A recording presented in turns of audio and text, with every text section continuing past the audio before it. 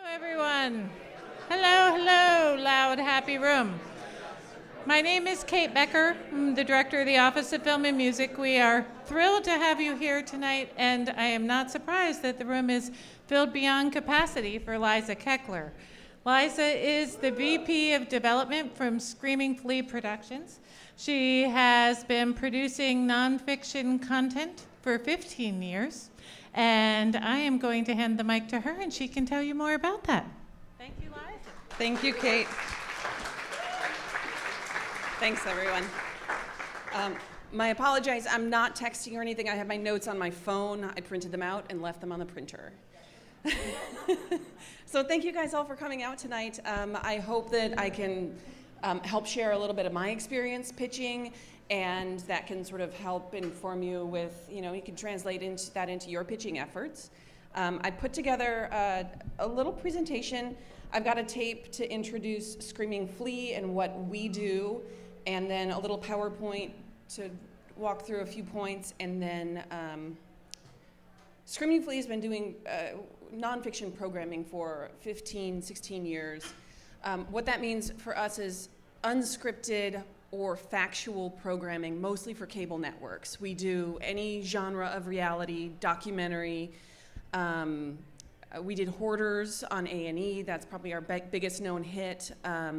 We've done home improvement shows, makeover shows, shopping addiction shows, all sorts of things. But here's just sort of a sneak peek at the work that we have done. I'm going to back this up.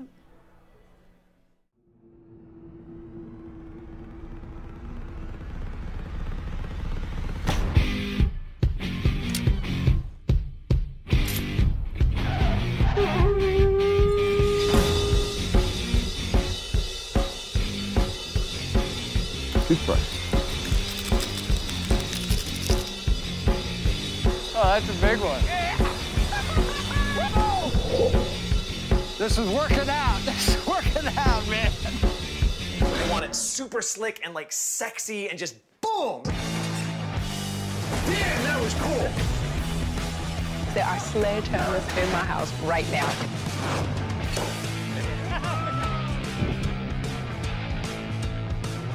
You like that? My name is Evil Knievel. I captured the hearts and imagination of Americans. This show really affects people. Be there in an hour, have your hair straight, and wear something sexy. People have sex in high school. It's no secret. I simply want you to choose the Birkin or the boyfriend. I can be homeless in style. You're completely deluding yourself. I just want to have nice things. They mean too much to me. They're part of me. They're part of my soul. Please tell me I'm not the only person watching Hoarders. I love. Hoarders, it's insane. Is that the VA or an episode of Hoarders? This is Hoarder Barbie. Tori, you're a hoarder. I'd be on Hoarders. This show is so fantastic. And the only way for her to get in her dream house is through a window. That's how bad.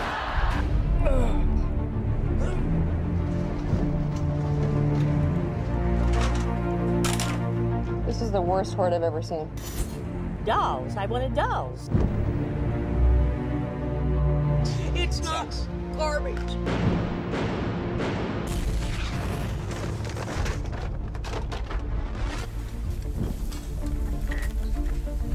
Don't knock it till you tried it.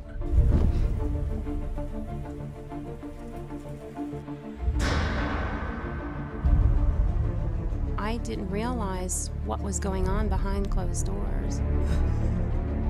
This isn't over!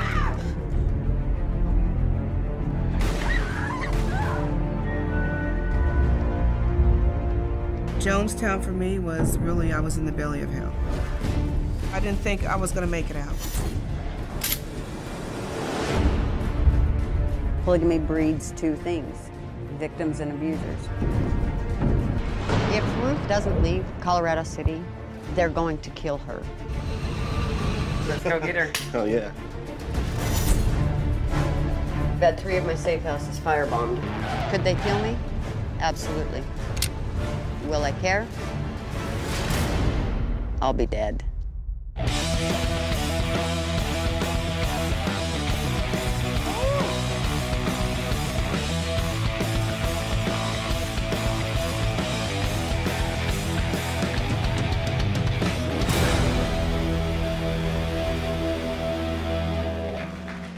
Thank you.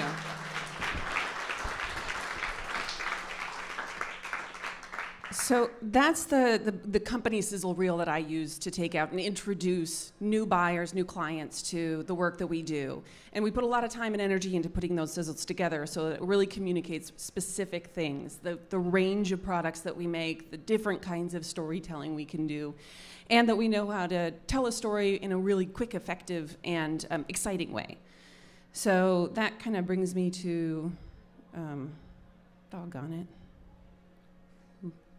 Ruining my punchlines.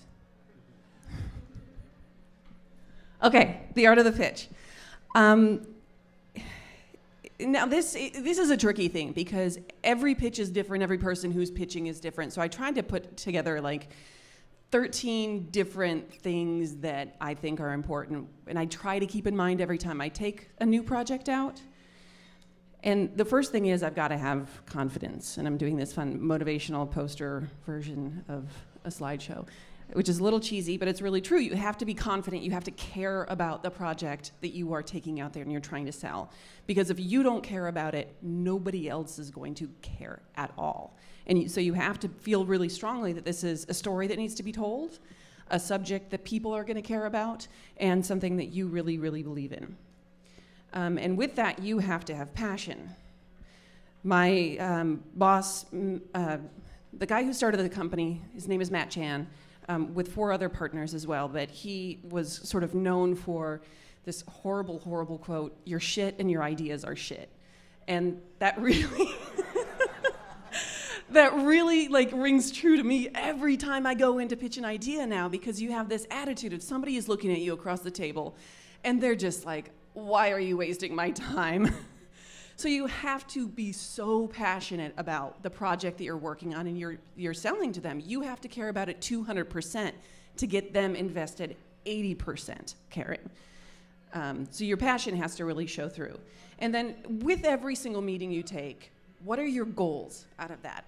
What do you want short term out of the meeting? What do you want long term? Do you want them to fund a development deal? Do you want them to fund some sort of a trailer? Do you want them to give you money to produce a series? All the work that we do is nonfiction series related. If you're working on a documentary, a long form documentary, or a scripted feature or something like that, your goals might be different from my goals. But usually I go into a meeting with a sizzle, with a treatment, and I want them to buy a series. Now, I'm not going to get them to greenlight at the end of that meeting, but what I can do is I can find out from them what their needs are, what their meeting schedule is. And so I can find out what our next steps are, and I can sort of lay out the agenda so that I know, okay, in 2 weeks I need to follow up. They're having a meeting on Wednesday. They're going to make some sort of a decision at that point. But just sort of knowing what you want out of the pitch is just as important as what you're pitching. And then really, I mean, this kind of is an obvious thing, but you really have to listen to what they're looking for. They have very specific clients, very specific audience that they have. Listen to what they're responding to in your pitch, and that's going to give you ideas of where you can pivot. And if they start responding to one area, like move into that. Be really flexible with what you're talking about so that you're responding to that other person in the room. Story. Stories are kind of a big deal. Like, you don't want to confuse people with weird... You have to know what your story is. You have to be really clear with it. You have to be able to tell it quickly, concisely, clearly, in a way that you know they're going to be able to carry it forward. Because most of the time when you're pitching somebody, they're not the person who's making the decision in the room.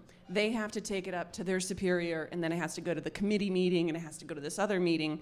So that's the biggest thing that I think that I learned when I started pitching was, it doesn't matter how good you are in the room, you have to be able to tell a story that is so clear that somebody else can carry it forward.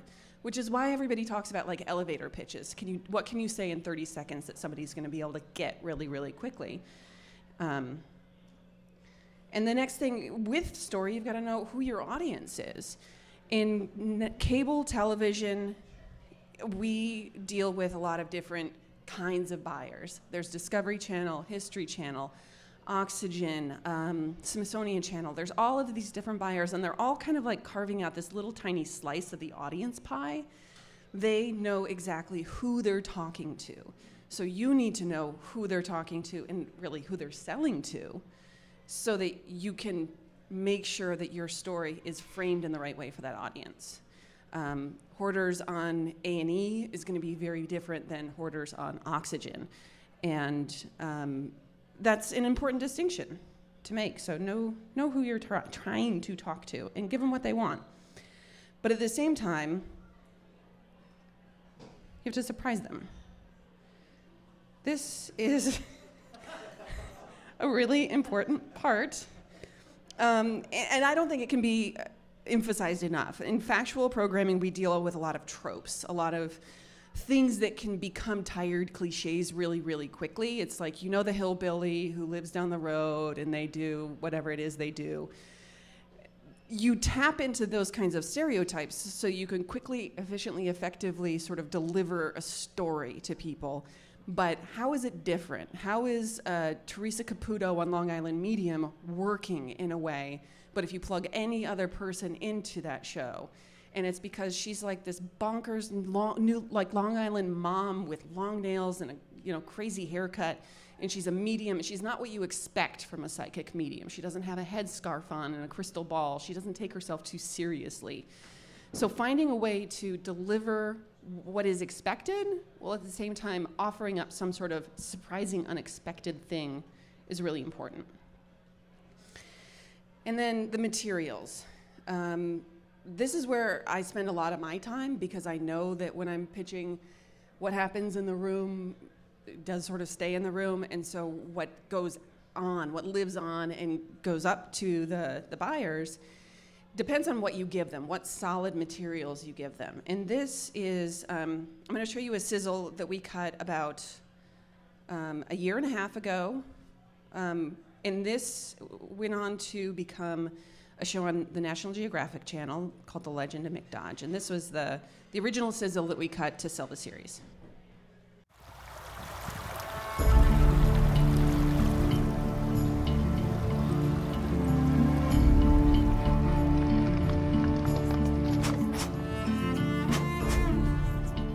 The run is really old, really old. That species has been running for thousands and thousands of years.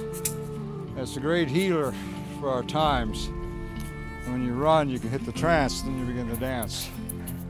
It's like a big kid playing in a mountain. The rattle says rhythm. Songs come to you, musings.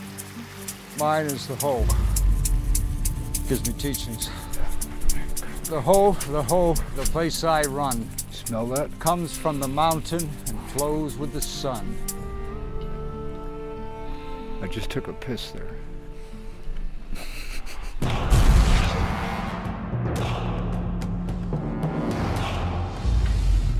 My name is Mick Dodge. I have lived in the forest and tracked and trained with elk. I would go to a herd and it takes about 3 days. At first they're kind of like, you know, what the hell's that guy up to? But then when they bed down, I would bed down. We have this ability in us to mimic, to watch that whole movement and then repeat it myself. Call it elk pose. You know,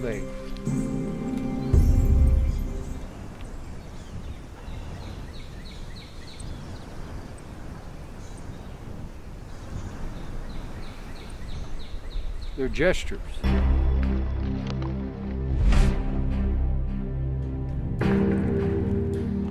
This is our executive suite. It's a wonderful bedroom view. Either I'll hang a hammock up in the tree or I crawl in here and bed down. 20, 25 years living outside. Look at that. Is it beautiful? Is it ugly? Incredibly beautiful. What's ugly to you? I tell you what's ugly to me is this goddamn plastic shit you people got on. It's like ugly to me, but I'm gonna tell you there's another side to it. Stuff comes in pretty handy when it's raining like hell.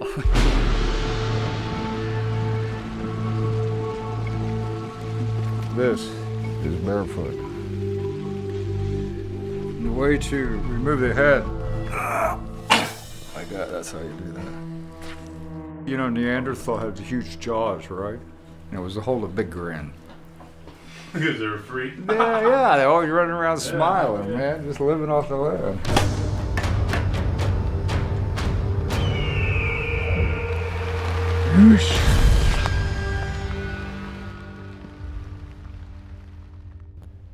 I love that guy. So this was an example of like the perfect storm of everything coming together right.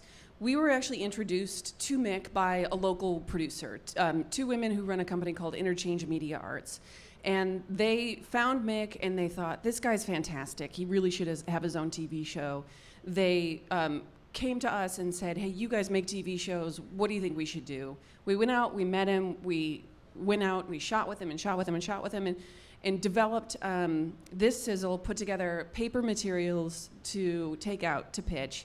That basically laid out what we saw all of the episodes for a season to be, who additional characters might be, what different things Mick could do, you know, every possible variation of, you know, here's what the show is in paper form, here's a little bit of a glimpse of what it can be in video form. And then we took it out, shopped it around. I took it to New York and DC to pitch in the beginning of December. And my last meeting, I had a lot of interest in the room initially, but everybody's like, all right, we'll take it to a group and see what everybody thinks. My very last meeting at Nat Geo, took it in, it was like a 4:30 meeting. I had to run to get to the plane at that time. My agent stayed behind to just sort of push them a little bit further. And by the time I got on the flight, I actually had a call from them saying that they wanted to buy this show. That never happens. But it was a really, really great story, and we went straight to series. It was, you know, a little bit of a challenge figuring out, okay, what is the show, getting the crew together, making it all happen. But we are currently shooting our second season of that show. So it's a real success story. We're excited about that.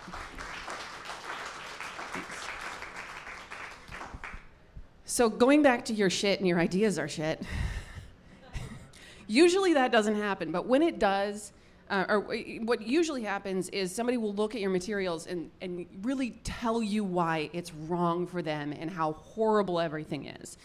And what I've discovered in that process is that's actually really useful information. And it's hard to take, and the rejection is brutal, but even if that buyer, even if Discovery's never gonna buy it ever in a million years, if they're willing to give me honest criticism and tell me why they think my work sucks, I can take that and change what I can take what I think is valuable from that and change the pitch in my next session, or I can tweak the paper.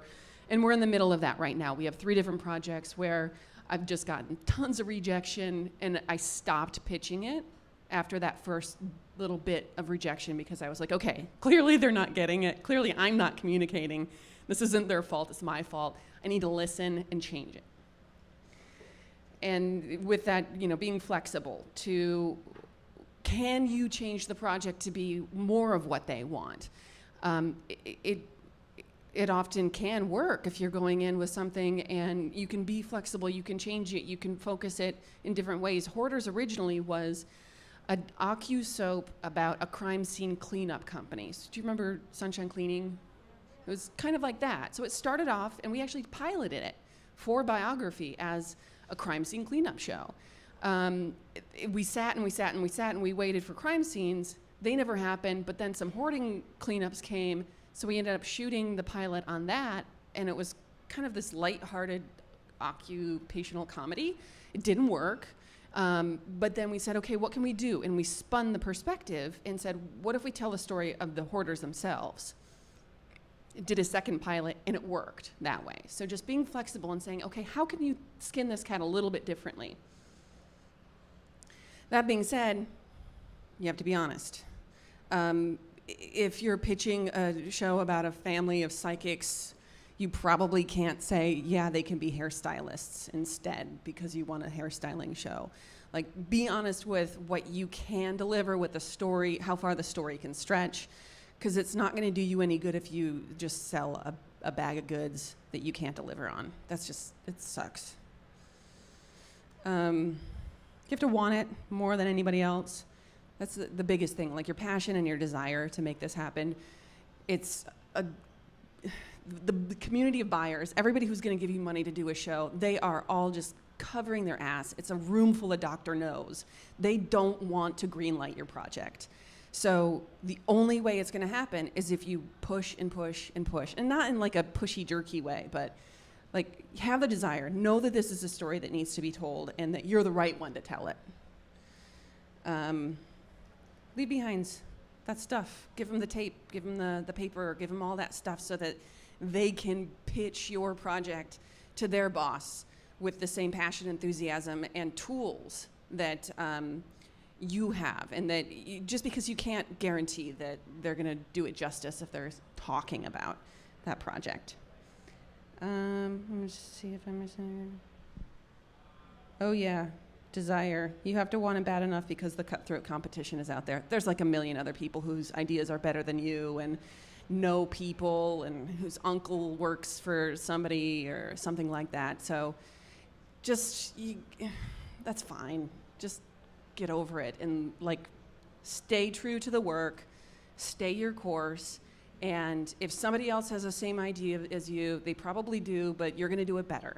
So I think it's just important to acknowledge how much competition there is out there and move on. Don't let it overwhelm you. That's pretty much all I have in the presentation mode. Does anyone have any questions? Yes, red shirt. That's a good question. The question is, how do you pitch a project and know that you're going to maintain ownership of your idea and they're not going to steal it and give it to somebody else? And that's a tough question. When I'm dealing with unscripted materials, you can't really copyright an idea. I can't say, oh, I have an idea for a barbershop show. I have to have the very specific barbershop with those characters that are great, and I have to have access to that place with those people. And I usually sign contracts with everybody that we're working with, so that, because honestly, every single person we're talking to, usually there's another production company who has either reached out to them, who had a shopping deal with them or something like that. So I need to make sure that I've got somebody locked up on a shopping deal. They're only working with me exclusively. And you get other producers who lie and say that they have them. This actually happened like 2 years ago at a conference. I was pitching a show and the buyer said, oh no, this other guy said they had the lady you say that you've got under exclusivity, and I was able to actually show the contract that I had right there to her and prove that I had that. So having that sort of specific person or specific place that you're locking into, that's what protects us. Yeah, we have really, really solid ideas. We also have, we're represented by William Morris Endeavor, and so they follow up with us. They help protect us in those situations if there's any kind of question. If it's more of just a general formatted idea or something like that. But we have everything really prepared. And every now and then you kind of wing something, like you'll float an idea at the end of a pitch and be like, we're kind of playing around with this thing. And half the time that's the idea they actually like. And then you run home and you're like, I got to write that up real quick. But the toughest thing, because there's so many players now in the unscripted world, having that access to a specific person, specific place, and having that all buttoned up before you ever pitch it out. Yeah, so the question is really about how, do you know the ratings, the number of viewers, the demographics, and everything that specific networks have? And we do. We get ratings daily, so we know what the overnights are for every single channel. And projects like the Mick Dodge Show, that's something that I would take to Animal Planet, Nat Geo, Discovery, History, more male-skewing networks. I love getting a show on Discovery, but their bar is so high. If they're not getting like 2 million viewers in the demo, your show's gonna get pulled off the air after one viewing. We've had that problem on TLC a couple times because they need 500,000 viewers. They prefer 1 million in the demo. But if you're on a smaller channel like Destination America, you can kind of skate by with like a 0.2 or like 200,000 viewers or something like that. So it really does, it makes a big difference on where you're taking something to pitch and what budget you present to them. Because the budgets on Discovery and History Channel are much higher than the budgets on Investigation Discovery or Destination America or Oxygen or something like that. You try to think through everything that you are going to be asked, and you're like, okay, do I know what every episode is going to look like?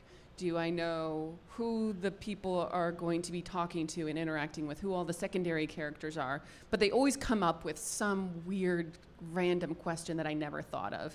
We were pitching a show about it's some sort of a fishing, like a Shark Week kind of special. And all of a sudden, I was getting drilled on really, really specific shark fishing techniques. I have no clue how to fish for sharks, but I had to, I was luckily able to, quickly text back and get some support from the home office. And I discovered that if you want to fish for sharks in the Arctic, what you do is you cut a hole in the ice, you take an oil barrel, you drill a bunch of holes in it, you throw seal chum inside of it, seal it up, attach it to a wire, drop it down into the ocean, and let it sit for a while. And then it's and then you drop hooks down, hand lines, and this is how you catch a Greenland shark in the middle of the Arctic Ocean. That's probably the weirdest question, but mostly because I'm not a fisher person. But now I know that. Question is, how important is an agent? How does that relationship get started? I think the agent relationship is important. I think that having representation is important.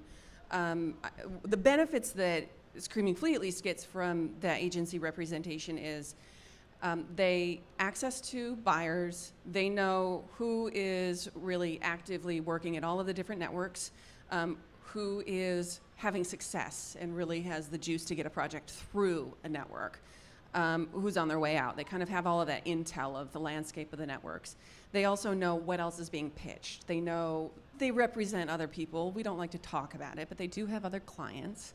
And so it's good to know that idea right there. Probably not worth pitching because it's just been pitched around 12 different times in 10 different ways, and your talent isn't as good as everybody else's talent. So great intel. They're very helpful in setting up all the meetings, and they're really great in helping close deals. Networks tend to not like them as much, but they can get you a better deal, as well as having a good lawyer who understands the contracts and the media law. So having that sort of team that comes into any sort of deal with you is really, really important. And they do, for me, all that hard work, the business side of things. I think you absolutely can go out there and pitch your own projects without representation. I think there are, the best situation in doing that is there's 2 different conferences, both called Real Screen. There's one in DC at the end of January, one in Los Angeles next week. That's called Real Screen West. It's a conference for nonfiction programming. You can go there unrepresented and have access to the buyers. It is a really tough marketplace to go to, but if somebody wants to go and break into the business and go unrepresented, that's a great way to do it. Real Screen.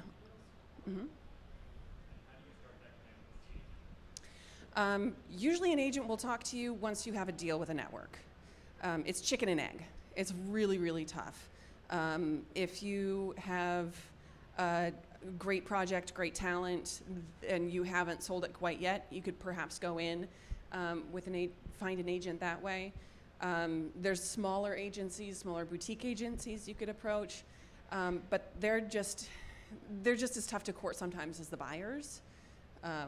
The one person I know who had a deal and got an agent with like 0 experience in the nonfiction world, they got their agent because they already had an offer from a network.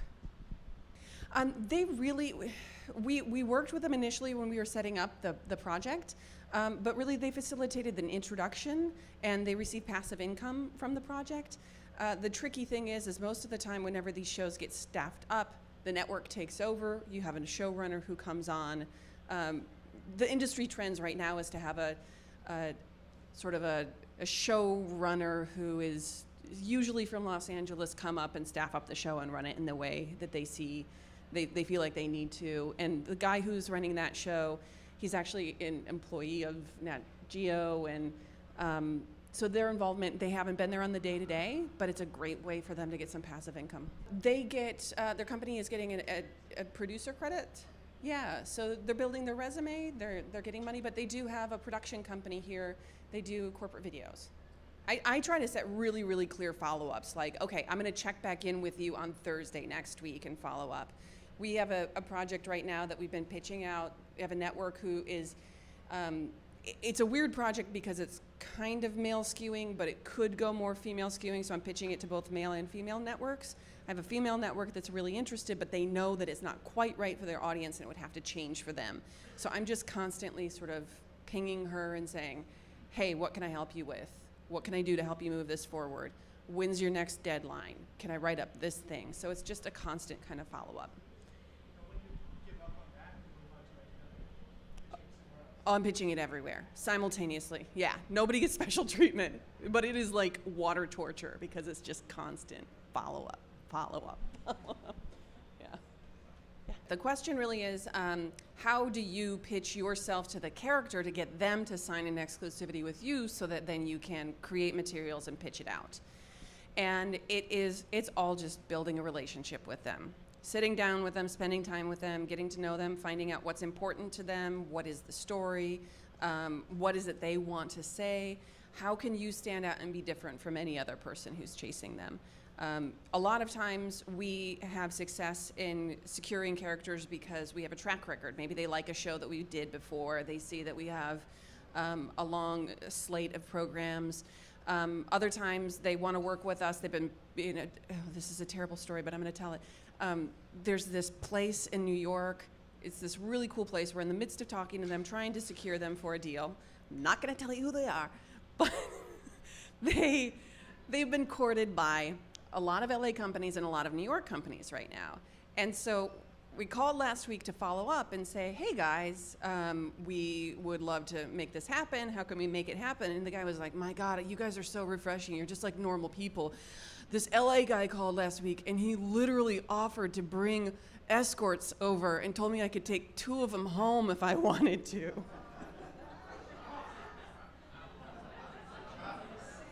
So you could do that. Yeah, but you just have to build a relationship and get them to trust you and want to work with you. Yeah, we do that all the time. We have probably 2, maybe 3 different deals with outside producers who have ideas, but have tried to pitch things out and haven't been able to get through the door. So we're happy to do that if it's something that we're passionate about, if it's an idea we believe in and we believe can sell. We would enter into some sort of an agreement. I don't know if he's here. Max, come here. So this is Max. He works on the development team. His job is to, among a lot of other things, I sort of task him with reviewing outside pitches. We have a little place in our website where you can click on, here's a pitch, or pitch us a show or something like that. But all those emails go to this guy. And then we meet weekly and go over outside pitches or other ideas and stuff like that.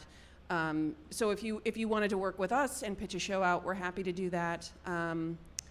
And I think that it is tough to, as an outside producer, thank you, Max. I think it is tough when you don't have any track record to get in the door, to get leverage, because from the network side of things, they don't know you, they don't know that you're going to deliver.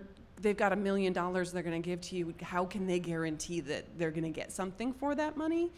So you got to have a really compelling story, a really compelling characters, to give you the leverage that nobody else has. You can partner with a production company that has a track record, or you can go directly to the network and say, I'm willing to do a co-pro with somebody of your choosing that you'd like to. Of course, we always prefer it if you want to take it to us and we can help make that happen. That's great for us. It's also totally possible to take it to real screen and pitch it out there and just stay independent. I really like to see something that's a little different, that's unexpected, that isn't exactly like every other show that's out there. Like another Pawn Stars wouldn't be good. Here's another, it's another pawn shop with different characters. I think the biggest mistake people make is not watching TV. Do you have one more? Or one more question. Awesome. We got it all. Thank you, guys.